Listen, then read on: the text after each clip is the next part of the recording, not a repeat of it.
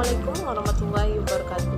Perkenalkan, nama saya Vicky Mulyasari, PIN saya 2114070089. Pada video kali ini, saya akan membahas materi tentang diagram garis. Langsung saja kita langsung ke materinya, teman-teman. Diagram garis. Pengertian dari diagram garis sendiri yaitu diagram yang digunakan untuk menggambarkan suatu keadaan berupa data berkala atau berkelanjutan, atau bisa dikatakan berhubungan dengan kurun waktu untuk menunjukkan perkembangan suatu keadaan. Dalam diagram ini sangat tepat untuk menjadikan data untuk mengetahui kecenderungan kelakuan atau tren. Misalnya produk minyak tiap tahun, jumlah kelahiran tiap tahun, jumlah produksi tiap jam, dan lain-lainnya. Dalam diagram tersebut terdapat sumbu vertikal yaitu sumbu Y untuk menunjukkan frekuensi, dan sumbu horizontal atau sumbu X untuk menunjukkan variabel tertentu. Jenis diagram ada dua. Yang pertama, diagram tunggal. Diagram tunggal adalah diagram yang menyajikan suatu kejadian dalam kurun waktu tertentu sehingga hanya ada satu garis diagram yang dapat dibuat. Yang kedua yaitu diagram majemuk. Diagram majemuk adalah diagram yang menunjukkan lebih dari satu kejadian dalam waktu tertentu, sehingga dalam suatu gambar terdapat dua atau lebih dari diagram. Kita lihat contohnya langsung ya. Contoh dari diagram tunggal. Dapat kita lihat di sini pada jam ke-8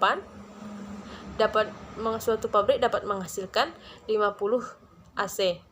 Dalam jam ke-1 55 AC, jam ketiga 58 AC. Dan seterusnya teman-teman. Langsung saja kita lihat pada diagram garisnya. Di sini di sumbu Y terdapat waktu dalam jam. Di sumbu X jumlah AC mobil yang dijual. Kita lihat pada jam ke-1 kita dapat berpatokan pada tabel jam ke-1 berapa jumlah AC yang dihasilkan yaitu 55. Jadi kita masukkan titik koordinat antara 1 dan 55. Pada jam kedua jumlah AC-nya 60. Jadi di antara jam kedua dan AC mobil yang 60 kita letakkan titik koordinat itu. Terus pada jam ketiga 58 AC mobil kita letakkan di antara angka 3 dan angka 58 titik koordinatnya ya. Jadi dan seterusnya seperti itu diletakkan titik, dan nanti setelah selesai sampai tabel terakhir baru kita sambungkan dari titik-titik tersebut. Jadi begitu teman-teman untuk data tunggalnya. Dan kita lanjut data majemuknya, contohnya ya. Sebuah showroom dengan membandingkan penjualan dua jenis mobil yang berbeda dalam 6 bulan. Ini datanya pada bulan Januari. Mobil A dijual sebanyak 55 dan mobil B sebanyak 60. Langsung saja kita langsung ke diagram garisnya. Pada bulan Januari, untuk yang mobil A itu ditandai dengan warna biru dan mobil B ditandai dengan warna merah.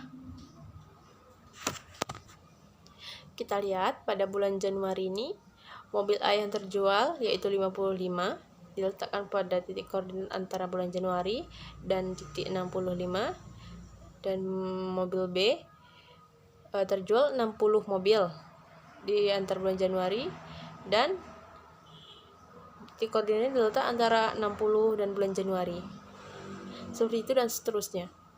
Dapat dibedakan teman-teman, yang mobil A warna biru, mobil B warna merah.